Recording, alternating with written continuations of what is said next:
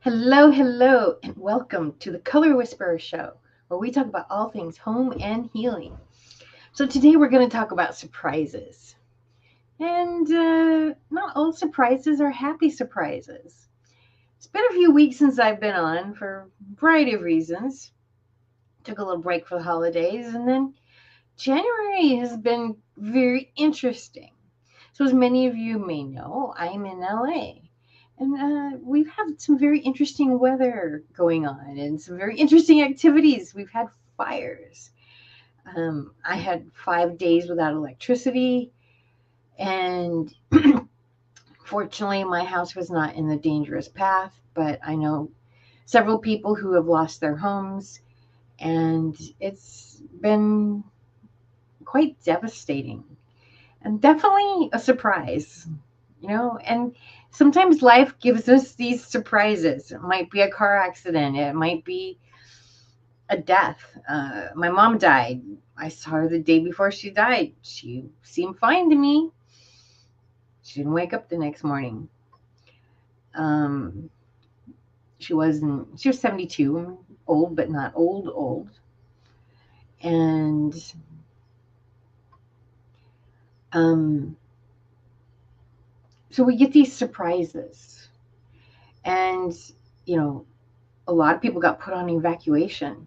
A lot of people got evacuated, and then they had to worry about what about looters going in, and they know nobody's there. So the police had such a huge job to do, and I didn't get evacuated, so I was fortunately there.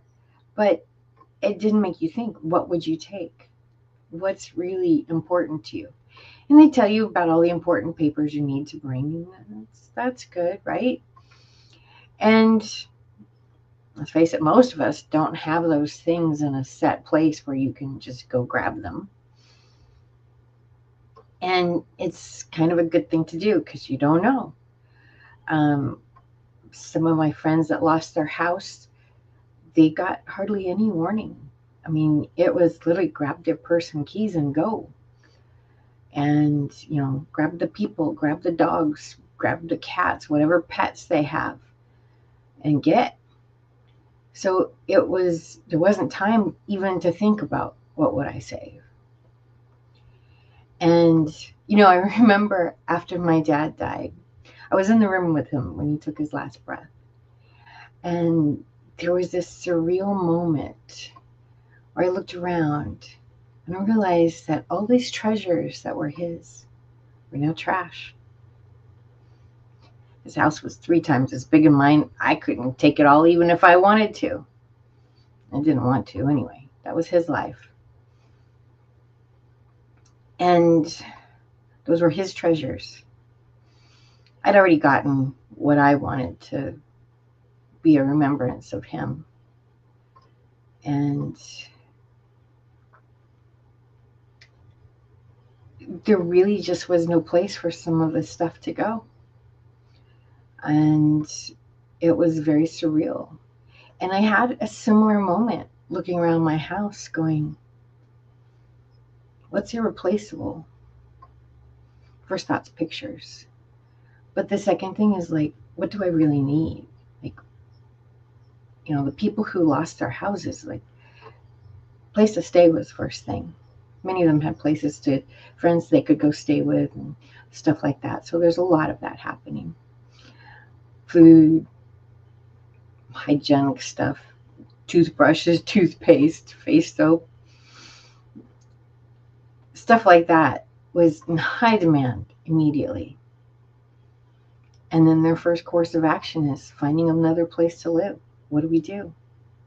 Then it's okay. Now we can think about furniture. Then we can think about, many of them were given clothes, and there's still something about wanting it to be your own. One of my friends who lost their house, there's a lot of furniture being given away. It's really quite beautiful. And they're like, we're going to buy our own towels. We're going to buy our own sheets. We're going to buy our own bed. Like, there's certain things you want to just be yours, right? And I remember when I got my first mattress after my divorce, and a lot of people after divorce, after a spouse dies, that's one of the first things they do is they get a new mattress because they need that to be a fresh place. And I got my mattress, and I was going to go out of town for a few days, and I was going to have somebody come over and do some house sitting for me. And I was like, but you can't sleep on my bed. Because the energy on my bed was so clean and so clear. I was like, I don't want nobody touching this. Like, the cats are okay, but I don't want anybody else sitting on my bed, lying in my bed, nowhere near my bed, at least, for a little while. And, these people, they've lost everything. And it's like, okay, I deserve this, right? I deserve to have towels that are fresh and new. I deserve to have sheets that are fresh and new. I deserve a mattress that's fresh and new. We'll take everything else used.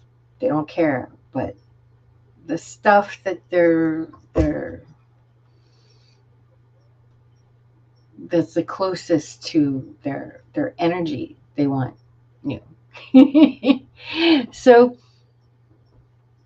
it's something to really look at, like what's really important, what can't be replaced. Pictures, obviously, those are gone. My one friend who lost her house years ago, her mom died, and she gave me a couple pieces of furniture, and I tried to make them work, and honestly they haven't really worked in my house. And one I knew somebody who could use it, and I sold it. The other piece I've kept, and it's a really beautiful piece of furniture. I'm like, I couldn't bring myself to sell it. And like, I don't know why, but it's antique-y. And in today's world, nobody wants antiques. Everybody wants mid-century modern. And so, maybe I could get $100 for this piece, maybe $50 for this piece. It's got inlaid wood. It's gorgeous. Like, this is more than a $50 piece. This is more than a $100 piece. And I just kept holding on to it. I didn't know why. I just said, no, I can't sell this. Can't sell this. No. And a few days after the fire, they were too much in overwhelm. But I sent her a note and I said, do you want your mom's side table back? She broke out and she says, Jeanette, do you know what that would mean to me? I'm like, yeah, I kind of do. Because, when my mom died, this chest behind me, that was my mom's. And yeah, it means something to me. It means something to me. It's simple,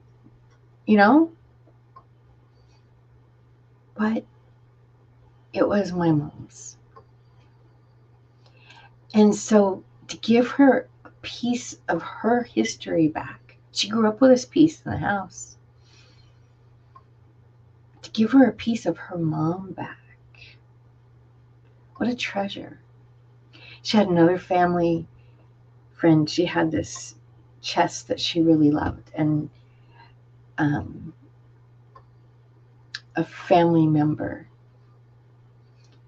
had something similar. That I think it was, I don't remember all the details of this. Anyway, she's able to get that back. And so we have these memories,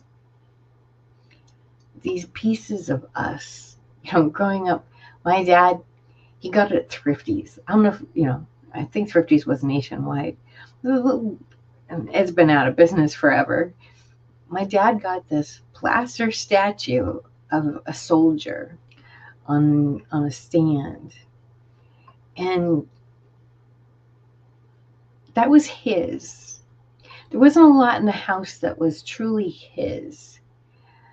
and that wasn't in a bad way. Everything was, there was a family dining table. There was, a lot of stuff for the kids, and he had his space that was his, but there was something about that meant a lot to him. That statue, it was tall. It was like, well, I was taller than it, so maybe it was like 4 feet, 4 feet 6. I remember measuring myself up next to it as I grew up, and my house was an ever-changing place growing up. And that never changed. That meant something really special to him. And it disappeared one day. And I'm like, what happened? And I don't know, somebody broke it. I don't remember, and the details aren't important anymore, but it got broken. And it was like a member of the family was gone. Because he'd been there for my entire life. I was in my 40s when he disappeared. And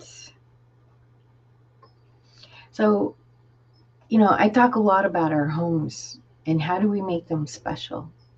How do we make them tell our story? Because our homes, there's so much more to them than walls that keep us safe from the elements and give us a safe space to sleep and not have to, have some privacy and cook and do all the things we do in our house. It's memories, has a life of its own, has a spirit of its own.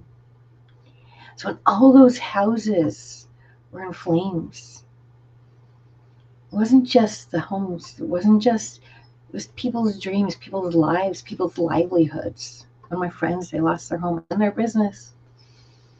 They worked from home. All of it was gone.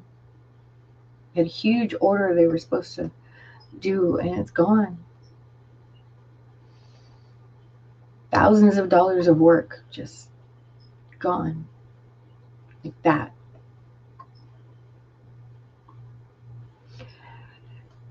But there's a spirit of a home. You ever walked in a home and you're just like, oh, it feels so good in here? Maybe it's a restaurant, maybe it's a hotel. But you just walk in and you're like, oh, I feel relaxed. I feel good in here. And then you ever walked in a place and you're like, ugh. A really easy one, the hospital. The hospital, as soon as you walk in the door, oh my gosh, you just feel it. It bombards you. Because let's face it, you're not going to the hospital for fun.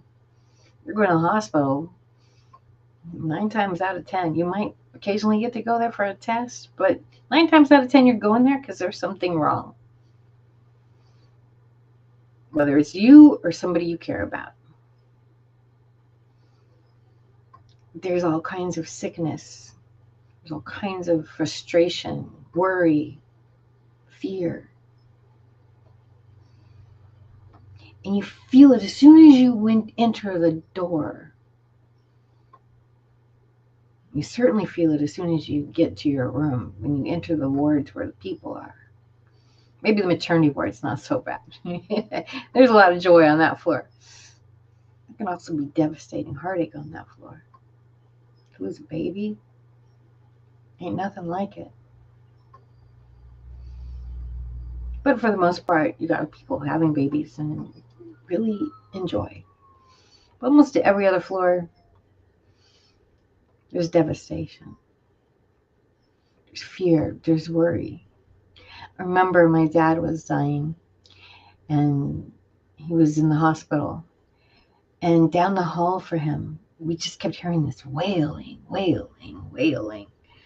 And somebody else would come in and they'd be crying and crying. And I mean, they were 7, 8 doors down. We could hear them. It was loud.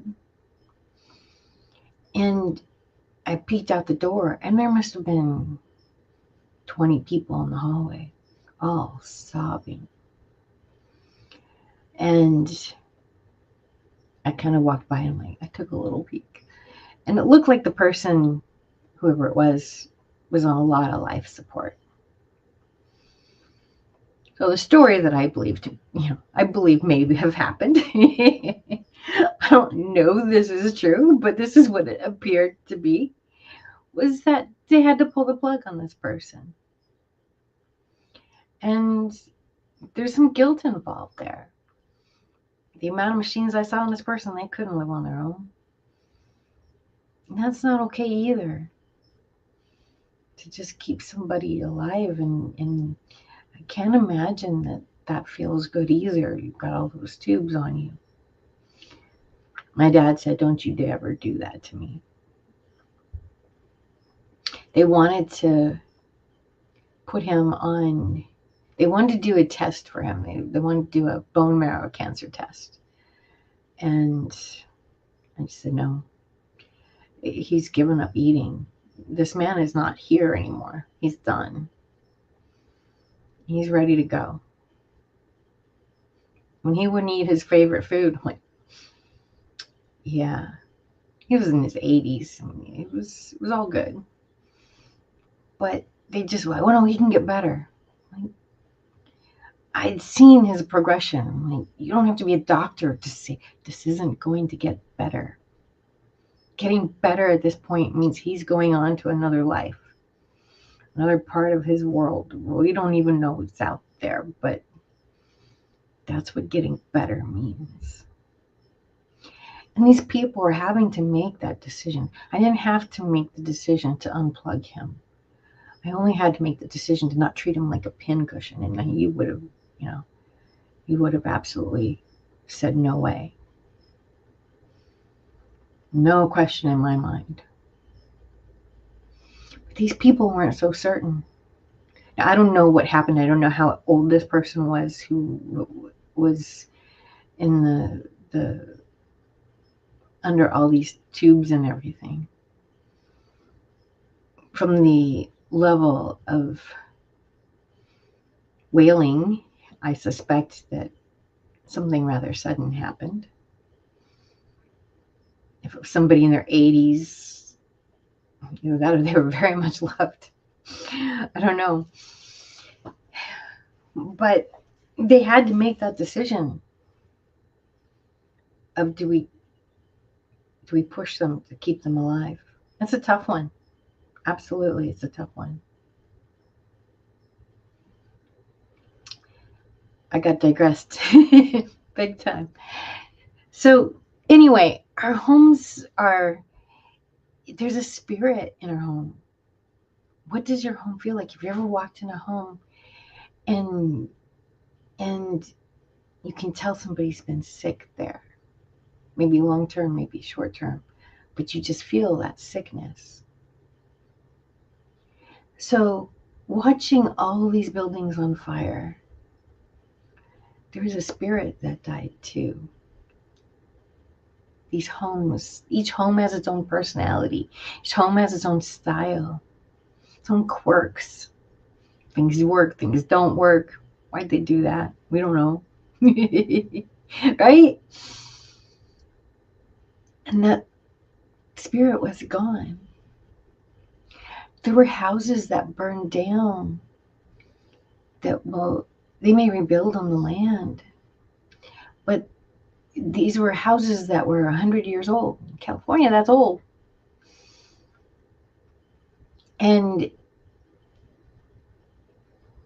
the craftsmen don't exist anymore to replicate what they had. So yeah, there'll be new houses. But something bigger died. And I think that's why you walk in a house. Realtors often say, people walk in a house and they know. Like, it's probably one of the biggest expenses you make in your whole life, right? And people make the decision in seconds. a realtor would tell you, oh, they walked in the kitchen. This is it. In my house. They don't even have to go upstairs. This is it. In my house. I see a backyard. Our friend, she bought her house because the backyard is amazing. She don't care about the house. She cares about the backyard. This is it. This is my house. I remember when I was looking for houses, and there was a couple. I'm like, yeah, okay, I could live here. But I walked in this house, and this is it. This is my house. Because the house does have a spirit. And I think that our spirit connects with that spirit in a really beautiful way. And I think that's part of why some people do. They walk into a house and just know this is it. It's so interesting the way that people connect with a house. I've worked with some people who,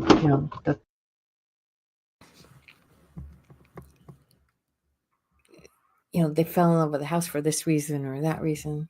Had a client one time, the house was not happy. They had come from a very modern house, and they bought this Spanish style house. Nothing modern about it. And they were trying to turn it into a modern house. And the house was fighting her big time. And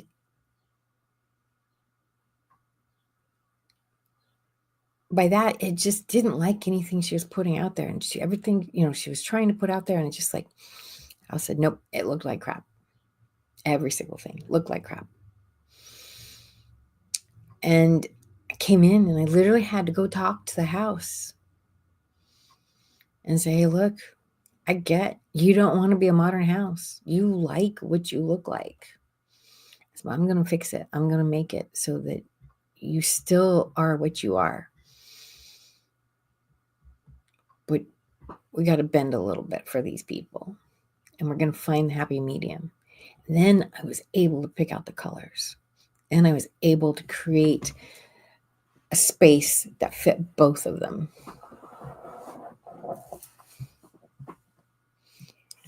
So they say the numbers keep changing. Last I heard, there was a fire that was closest to me. It was 5,000 homes gone. That's 5,000 people that now have to find new places to live. That's a lot. Some of them are staying with family indefinitely. I'm sure some people said, well, we're just going to go. Maybe they had family in other states and they just said, well, I guess it's time. And you've got people who are just trying to figure out still, what do I do? But giving them a place to start over. My one friend who lost their house, she says, well, we're 18 again. And I said, oh, what fun. She's like, I said, but you know so much more than you did last time you were 18. I said, you already know who you are. You already know what you want in life. It's going to be a lot easier to get back to that place because you already have the system in place to get there. It's going to suck for a while. It's going to really suck for a while. So how do you get through those moments where it just really sucks? How do you get through those moments where you have to decide, do I pull the plug or not on my family, my beloved family member? If I keep them here, they're really not there. They can't talk, they can't eat, they can't breathe on their own. Are they there? Or do I let them go? These people didn't have a choice to pull the plug on their house or not. It was, do I live or die? What can I save, if I can save anything? One of my friends did not lose her house. But across the street from her is, I don't want to use the word canyon. I don't have a better one. And it's all brush. And her neighbor's a contractor. When everybody else was told to evacuate, he stayed. And with his hose, with her hose, he fought the fire. And he won. And he saved her house, his house, and who knows how many more. Because there are houses up and down the street. There are houses behind those houses. Behind those houses, I mean, he may have saved blocks of homes. Because you know what? He was the one fighting the fire. The firemen weren't there. They had other, they were out there, trust me. I mean, but there was a lot for them to cover.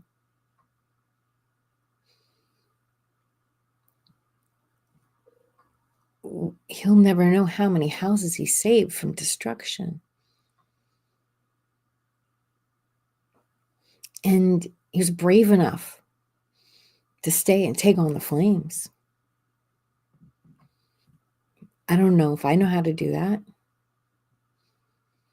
He apparently did. He did. Whether it was a gumption or whether it was desperation, I don't know. My dad told me one time the difference between the hero and the fool. The hero wins. Could have been a tragic story. The fire consumed him and the houses and everything. It wasn't. He won. He won big. He saved the houses. And he's okay.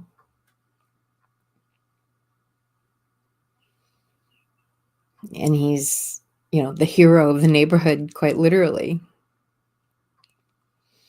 And that's the interesting thing when all these things happen. Everyday heroes, right? This man, everyday hero, he did what was logically the best thing for him to do. This is what I know how to do. This is what I can do. Could he save the big fire? No. Did he save it from coming up his ridge and destroying a street? At the very least, yes. And we need these brave people. We take on things no matter what.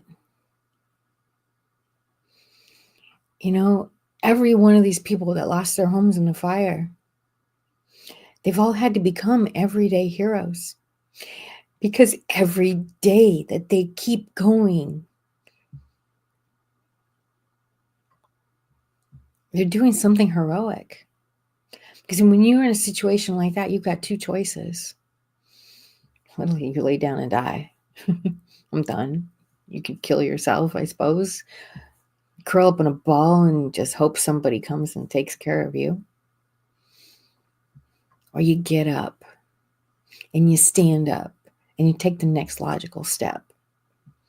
Whatever that next logical step is, you take it. Is it calling a lawyer? Okay. Looking for a place to live. Okay. I got to go down. I got to go get some clothes at the volunteer, the place. I need to buy a toothbrush. Okay. There's tons of GoFundMe's out there. Okay. And many of the ones I've seen, somebody else did it. They didn't have the wherewithal to do it. But somebody said, hey, let's do this. Everybody's saying, how can I help? How can I help? The truth is, the people in that situation, they don't know. Because all they can see is, what do I do next? Well, can you give me a toothbrush? Well, okay. But now I have to go over there and get it from you. And okay, you can bring me a toothbrush, but well, where am I? I don't know. I have 50 million things. Like there's so many things. It's actually easy. It may be easier for them to just go buy a toothbrush. But when you're in that kind of trauma,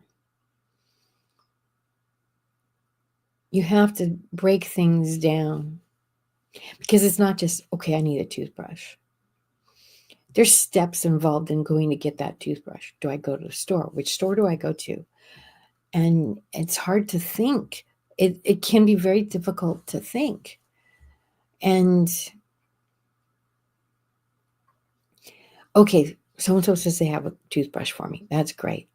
I'm just using toothbrush. It could be anything, right?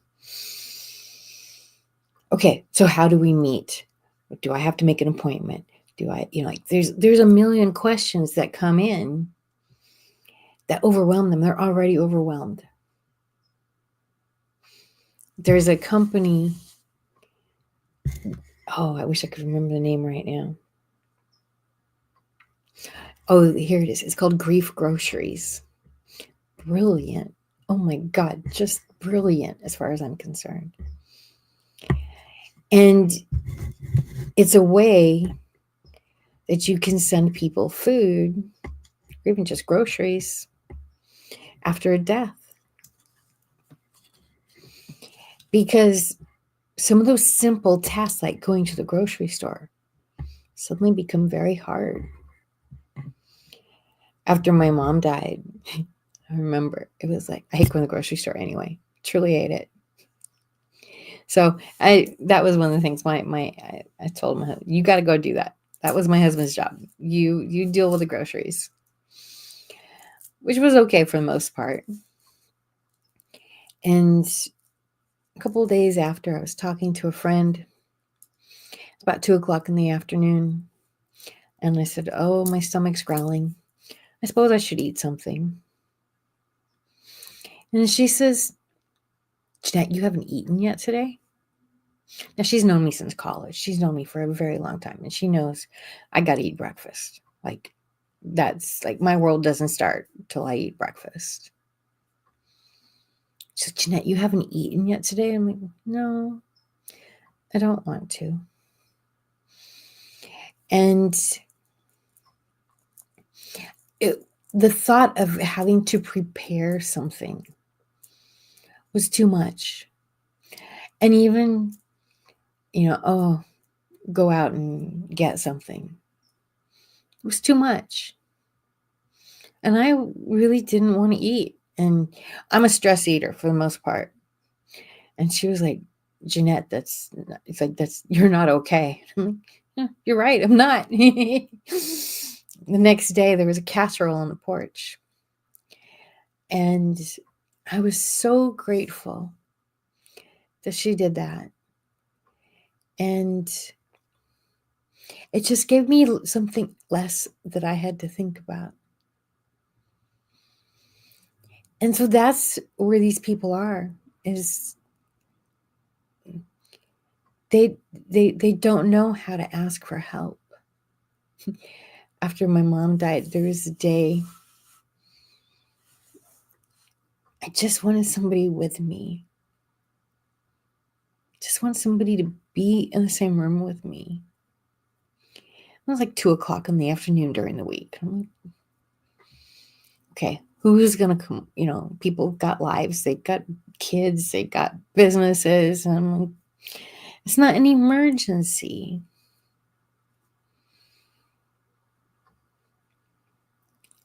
If I'd called somebody up and said, oh my gosh, you need to take me to the hospital right now, probably would have found somebody pretty quick.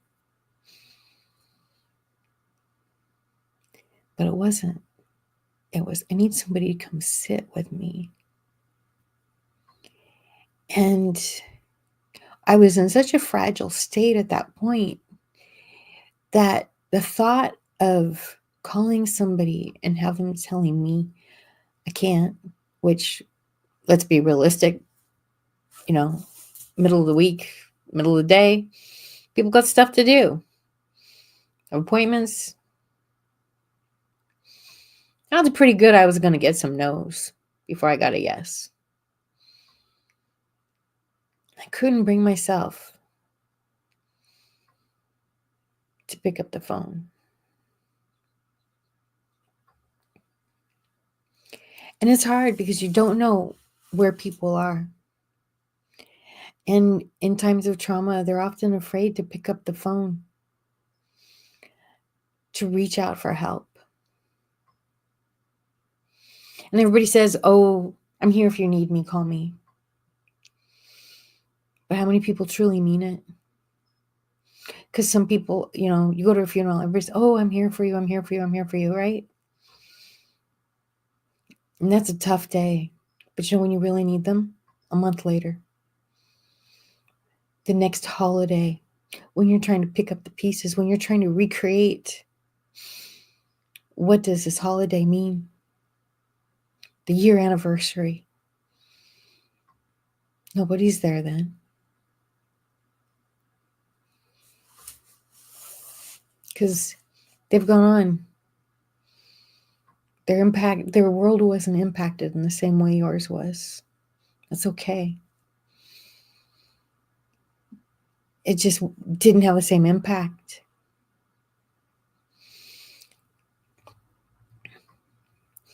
So how do we be there for these people?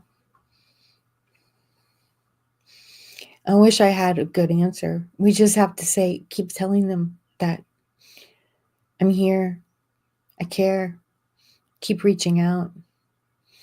And it's not with a, hey, how are you? Had a friend just a couple weeks ago.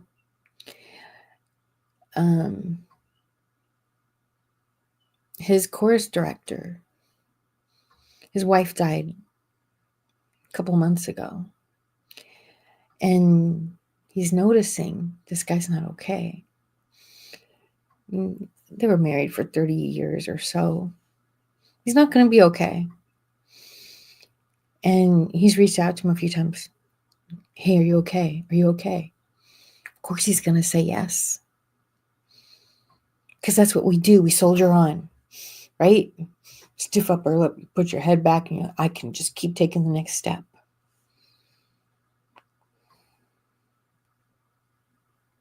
The grief groceries is an amazing thing because they just show up. It's an easy way to say I care.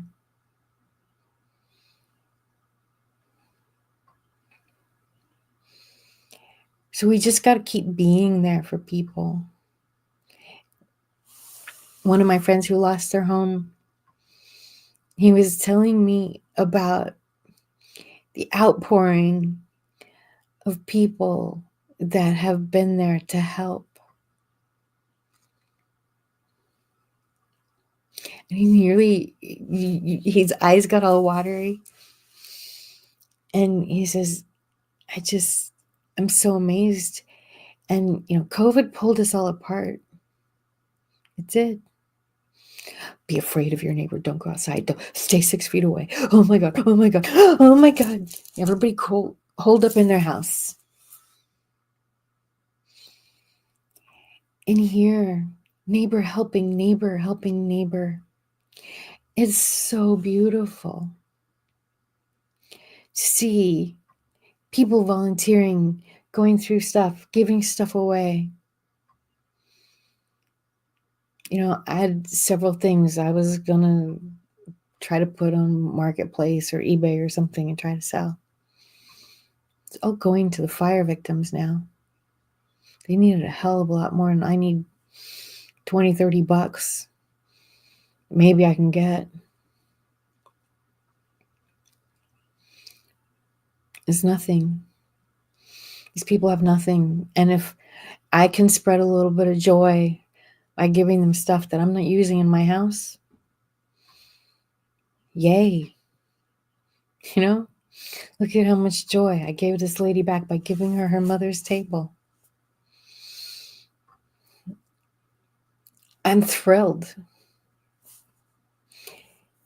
Because we find meaning in so many ways. And I think that when we face these traumas, when we face these difficult times, that's when you see who your real friends are.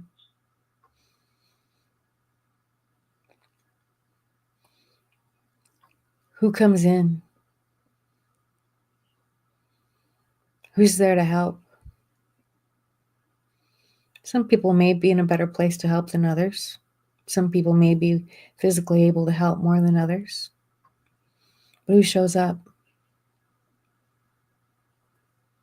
How can we be that person that shows up more? For ourselves, even. Because when you're going through trauma, guess what? You got to show up for yourself. You know? Nobody, I mean, other people who lost in the fire, they lost, but even still, each story is different. I have a friend, they lost their business and their home. And another friend of mine, she lost her house and she donated to that GoFundMe. And they had a chat. And she says, I have a job. You know, like my Monday, my tomorrow, it's the same. I have money coming in. Like, I'm gonna be okay. But these people lost their business too. It's gonna take a while to start up, and she sees that. And when you have somebody who, I mean, great testament to who she is, but who can empathize with loss, they're in the same fire. Their losses are different. Both tragic, absolutely tragic. And by using a little bit of empathy, we can all become everyday heroes. Because you never know. I had somebody call me up a few days ago. It was really interesting. And we had kind of stopped talking to each other. And I was like, did I do something wrong? I don't know. Okay, people come, people go. It is what it is. And she reached out to me because of the fires. She wanted to see if I was safe. And that really touched me. And then she tells me about something I did for her several years ago. She had been in a fire. Her house that she was living in burned. It was late at night. She called me up like 9 or 10 o'clock at night. She's like, I'm leaving. And she, she had lung full of smoke, very trauma. And she's like, she was gonna drive like 6-8 hours. And I'm like, you need to rest. You can make that trip, but you can't make it now.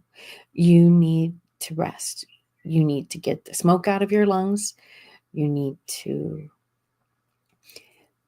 get a good night's sleep before you take on a 6-8 hour drive. And, it's just me being Mama Bear, I guess. Well, I don't know. I didn't think anything about it. And she's like, Jeanette, I thank you so much for doing that. Because of that, I was able to resolve XYZ. I was able to make these improvements. I was able to do, all these things. And I'm just like, yay, right? So we never know when we impact somebody for good. Here I thought she was mad at me and we were done. And here she comes back and she's like, oh my God, Jeanette, you've done such a wonderful thing for me. Okay, cool. Right? And it's so rare that people come back and say thank you for those things, that we have to truly honor when they happen. And it's something I try to do when somebody makes a difference in my life. I try to tell them. And you know what? Sometimes it's hard. Sometimes it's just giving somebody a hug, a real hug, not a half hug, big 2-arm hug, where they can feel I love you. They can feel thank you. They can feel that they've touched your soul in a beautiful way. Sometimes the word thank you is all that you can get out, but you got to say it. And if you can later on, write them a letter, email, text, whatever, call them. Say, you meant a difference to me. These little moments change our lives. Yes, Mark. No, just listening to you and thinking about the fire and everything. And sometimes we're surprised by the reactions that we have and everything like that. Because actually, a ex of mine was actually in the area of a shopping center where there was I think that there was a one of those murder suicides and everything like that. So I actually reached out to them because they had come by to my workplace, even though they were an ex. We've now realized that we can still be friends, even though I don't think there'll be a romance there and everything, but we can still be friends. So when I realized where that incident was, I actually reached out to call them just to make sure that they were all right and that they were in a good place and all along those lines. Because, you know, we've also had some, not nearly the devastation that y'all have had in that area, but there's been some devastation in North Carolina because I do have some family members that are in the mountains that got hit by those hurricanes and all along those lines. So definitely it's always good to check on your folks, and sometimes it's just good. So as I was listening to you talk about this, and I was thinking about empathy, and you're right, a lot of times that's something that we don't have enough of in society. I consider myself to be an empathetic person, and I've even been called an empath and all along those lines. But sometimes you have to sit back and relax and think about what folks need and what you can do. And sometimes it's just like you said, a simple hello or a simple call just to check on them and to make sure that they are in a quote unquote good headspace, no matter whether it's I won't say a simple disaster, but like one of those kind of like smaller disasters, because the forest fire is going to incorporate hundreds, if not thousands, of people, and there have been hundreds and thousands of, like you said, homes lost and all along those lines, or even in the mountains of North Carolina, where there's been a lot of devastation and all along that kind of space, or whether it's something that might have only impacted a few people, like that would have been that case in that mall. It definitely impacted the families involved, but it also impacted those that were working in that environment, which is why I decided to call that ex just to check and see where her headspace was. And it seemed like she was in a good space, even though she did say that some of the people had actually ironically been at that particular restaurant, I think moments before the incident had happened, that were like her coworkers, because she works at a wine shop, you know, all along those lines. So like I said, it's just good to reach out to folks when you realize that they have been impacted and all along those lines. So I was just thinking about that, and even thinking not just of you, but I have other Californian friends, including some that I told you are in the film industry and in other parts of the entertainment industry. So I've reached out to a couple of them. Haven't heard back from all of them, but I do need to reach out and see how they are doing and how it has impacted them. So yeah, just thinking one of the things that you said, it really resonated a lot. And then I'll back off and let you wrap up the show, is that notion of how in a disaster, that's a lot of times, not so much with the pandemic, but other disasters, when we see people gathering and having that sense of unity. Unfortunately, it doesn't last as long as I would like it, because I know that even during 9/11, there was a lot of people that were helping each other out and all along those lines, and even during Katrina.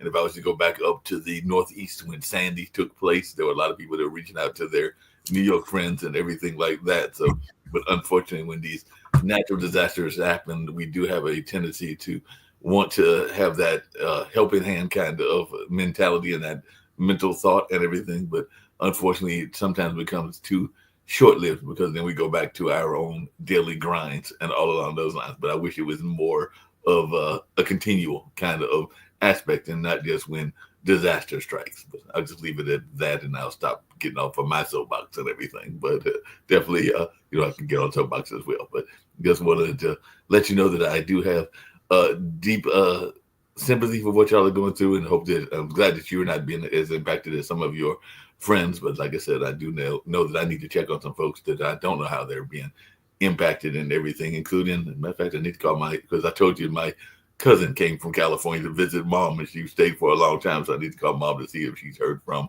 that cousin that was staying with her, because she was out in California, but I don't think it was in LA. I think it was one of the other cities, if I'm remembering correctly, and everything. But yeah, we got to check on folks on a regular basis. Yeah, I had a friend This was pre-COVID, and she was getting close to 80 at that point. And she's like, I was relatively freshly divorced, and she was like, Jeanette, can we just like call each other and let each other know that we're alive? And I'm like, that would be wonderful. Yeah. And then during COVID, I don't know, it stopped during COVID. We kind of had some differences of opinion about COVID. And so she just found it easier to not talk as much. And we've always had differences of opinion, but it usually works out. And there's things we just don't talk about. But we haven't started up again. She's now 82, 83. But I do make sure I call her every few days, and You never can. it's just, hey, and you know what? I mean, none of us are guaranteed tomorrow. Like I said, my mom died in her sleep. None of us are guaranteed tomorrow. None of us are That long. guaranteed tomorrow. We don't know.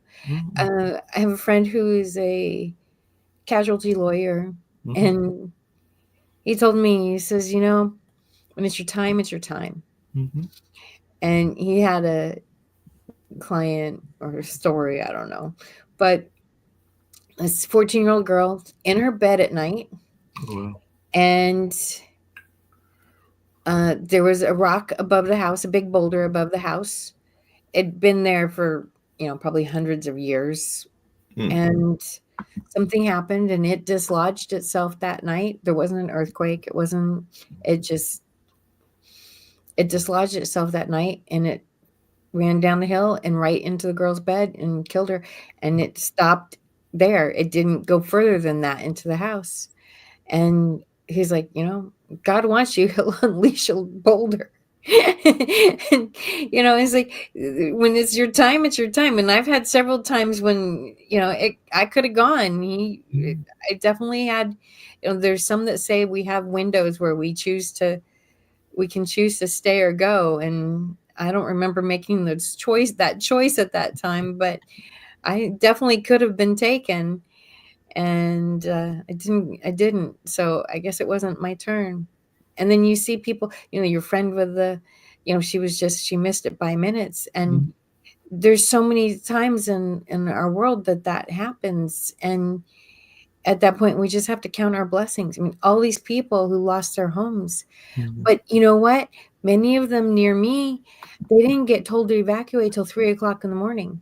I heard about that Their phones off at night. How many? So they were depending. And one of my friends, she wasn't told. A friend called her and said, "You need to get out now." They were actually just talking about that told to evacuate. They were actually just talking about that on the one of our other shows that just started called "Doing Justice Brings Joy" and everything. And there's a activist friend of mine, probably more on the liberal side of activism than you are and everything along those lines. But Stella was just talking about that because I don't know how far you are. I think the neighborhood is Edenton, but it's a African American neighborhood, and I think that they did not get the call till much closer to the time. What was the neighborhood? Huh? I think it's called Edenton, or Eden. It's a Eden. Okay, so Eaton Canyon is an area. So the community is Altadena. Right, that's what you said. The Altadena is very mixed. There's a lot of artists there. There's a lot of there is a lot of wealthy people, but you also have there is a very large Black community as well. Right. And what's interesting is you had a lot of people bought there and bought big houses and didn't have any kids and stuff. They left it to their wait staff. Right.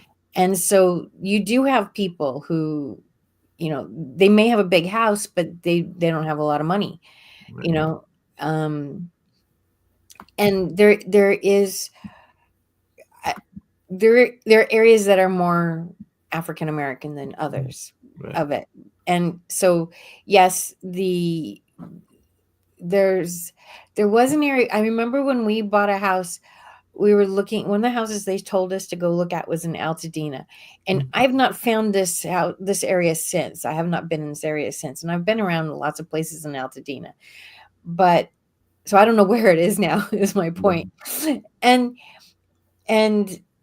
we went down the street and every house had bars on it, and I was like, Well, this doesn't feel safe, right? mhm. And um I don't know if that was a predominantly black area or not, but there's typically that's what you see. Yeah. And so I did see a few, but there are some areas that are more concentrated than others. I think overall the city's pretty mixed. That's what I got the impression. The city in general is pretty mixed. Um, and the thing is, people tend to, you know, like looks for like. Right. There's a lot of times Whether people are. that's religion and race and all kinds of things, we do tend to look for like. Yep. And so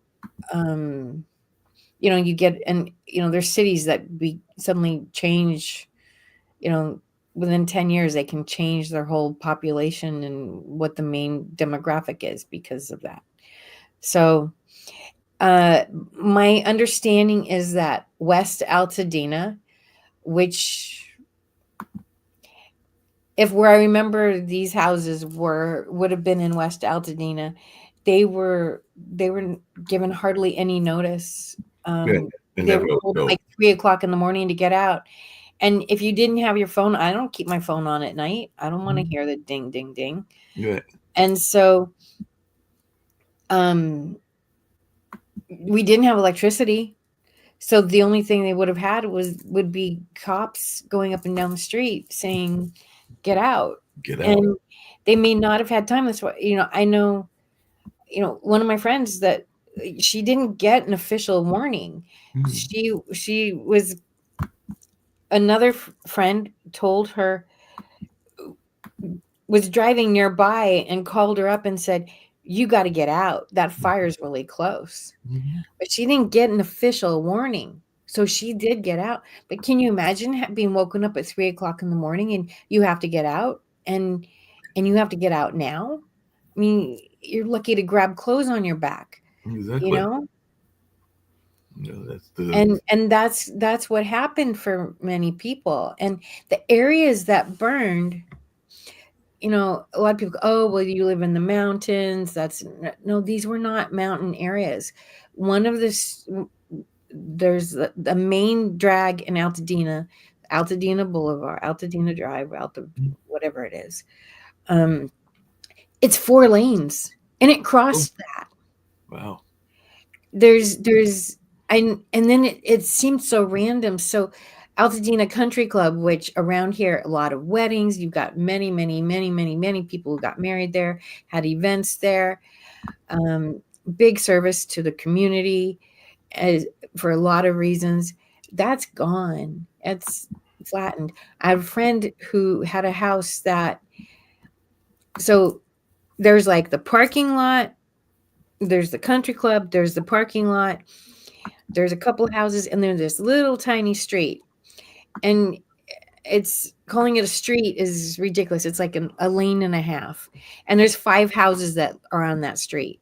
So it's not really a street, right? It's a street because it's not an alleyway, but it's not a street. And her house was fine. I mean, she was that close to the Altadena Country Club, and her house is fine. And the Altadena Country Club is completely gone. No. So the whole thing, and then you see the pictures and like the houses, there's nothing left. Like some fireplaces maybe, but there's nothing left. Wow. Even metal burned. Yeah. And then there's trees there. And you just kind of go like, how did the tree survive if everything else, like there's not a refrigerator standing, like the refrigerator's gone, the washer dryer is gone, everything in the house is gone, the metal in the walls is gone, and the trees are standing. It's really wild. Yeah, it's really wild and everything. Just really quickly along those same lines, everything, just a lighter moment, well, 2 lighter moments. One, you were talking about your relative that had was 80 and everything like that. And you're right, we don't know when our end date is. A friend of mine oftentimes jokes about that. He says we know our birth date, but we don't know our end dates and everything like that. And that is a very true statement and everything. But that 82-year-old might wind up being like, I think it was two friends of mine that made it, or might be three, that made it into the 100+ club. Because I think both, well, I know Miss trying to think of their name, Miss McLaughlin. I know Miss McLaughlin passed a couple of years ago, but I think she made it to 102. And there are a couple of other folks that I know made it to like 103, 104, 105. And I want to say Miss McLaughlin was driving well into her late 90s. I think in their last few For years, sure. she had somebody driving for her, including somebody from her church and everything like that. And then talking about that notion of the spirit of help and everything, and even fires and all along those lines. One fire memory that I have, and it's not a positive memory because it was what we were trying to save was lost, but it wasn't anything living that was in there. There was items like a tobacco barn that was in there, and I remember when my granddad and grandparents were living, we did the like the bucket gang and everything. I don't know if I've ever told you this story, but there's a pond not that far from the family house in Hollister, North Carolina. And I just remember that somehow we got noticed that the barn was on fire. So there was like a group of us, I want to say maybe 15 or 20, that were passing buckets, one bucket down the road, and then trying to toss it into the fire to put out the fire and everything. So I do have that memory. It was an exercise in fertility because, of course, the fire did not go out because it was like a volunteer fire department. I think it was in that particular town, so we were trying to do it before they could get there and everything. And I think by the time they actually got to the situation, the barn was gone and all along those lines. But yeah, the pond, from the pond to the where the barn was, I think was maybe a mile and a half, 2 miles. But you can just imagine this sea of folks that are passing buckets one down the road trying to like toss the fire out. But yeah, that's a memory that I have and everything. But like I said, didn't work out that for that particular barn. But like I said, I don't remember there being any, even though we had our farm animals, or at least granddad, I don't remember there being any animals in that particular barn. I think it was just like a tobacco curing barn, if I remember correctly. Wow. Yeah, you know what? I mean, when I first started in interior design, I started doing a closet. I started working for a closet company. And I had somebody ask me, "Aren't you afraid to go in people's houses, strangers' houses?" And there was a moment when I first started, I kind of had to ask myself that question. And I truly believe that most people are good. And we all go through shit. We all go through hard times that there's issues and stuff. But I truly believe that human nature is kind. And only twice in 30 years of me going in strangers' homes have I actually been afraid. And one, this guy was like this. He was like 6'4", 300 pounds. He was like a linebacker, built like a football player, right? And I opened up the door. He opened up the door, and I'm like, oh, I'm only 5'2", and I'm like, does this guy end? And he's a big guy, and I suspect, when you're that big, you got to be used to disarming people pretty quick because you're threatening, right? And just by the mere size of you. And then his little 2-year-old comes up and puts her arm around his knee. Daddy, she wanted a cookie or something. And he reached down, he pet her head, and he said, I'll get it in just a minute, honey. And I was like, oh, this guy's a teddy bear. But, this guy could, like, without even blinking, he could disarm me. I mean, he just was, and he was muscle too. It wasn't like he was just a big guy. He was all muscle. And I was like, oh man, you just feel like this big. And so the other time I wasn't afraid, but he didn't want me there and wasn't drunk. She was drunk and did want me there. And I'm like, you guys got to figure this out. But that's the only time I was like uncomfortable in somebody else's house. Somebody else's house, they made you a little bit uncomfortable. Wow. Yeah, I understand that. Because some people will make you uncomfortable. I've been in a couple of situations like that where you're sitting there going like, I'm a little worried about these folks. No doubt. Well, let's just end today. we got to be there for each other. You No, know, that's totally. what we got to do as humans, is be there for each other. And that's how we make a difference, is by being there.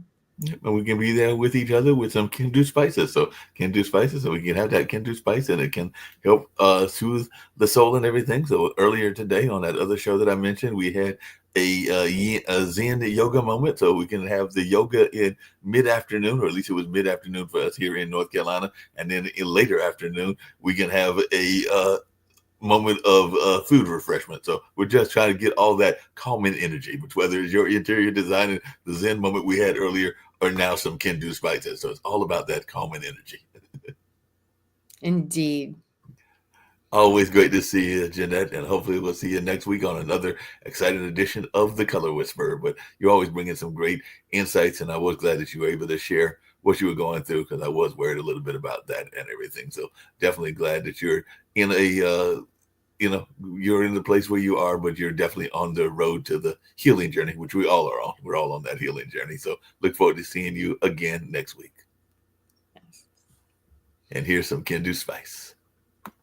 You know how people love to enjoy food and don't understand how to flavor their food or how to replicate a meal? They're interested in supplements but don't know where to begin? Well, what I do is I take the guesswork out of enjoying flavor and wellness with my flavorful spice blends, so that they can create delicious meals with healing benefits. Kendu Spice was created to help cooks at any level enjoy healing through food. Every spice blend was designed to give added health benefits of natural herbs. Every blend is complete. There's no need to add any additional spice for a delicious meal. Saving you time and money while adding supplements to your meals can be both tasty and fun. My earliest memories in the kitchen began with my father, Kenny Kendu Bond, so it was fitting that I would name this line after him. I have always looked to natural remedies to supplement the body, and I found myself hiding herbs and minerals in foods for my family. That's when it hit me. Everyone needs Kendu Spice. Everyone should be having this. It's an exclusive brand for cooks at any level who want to create flavorful dishes with healing benefits that can satisfy the body and soul. Add a little spice to your life. Give Kendu Spice a try.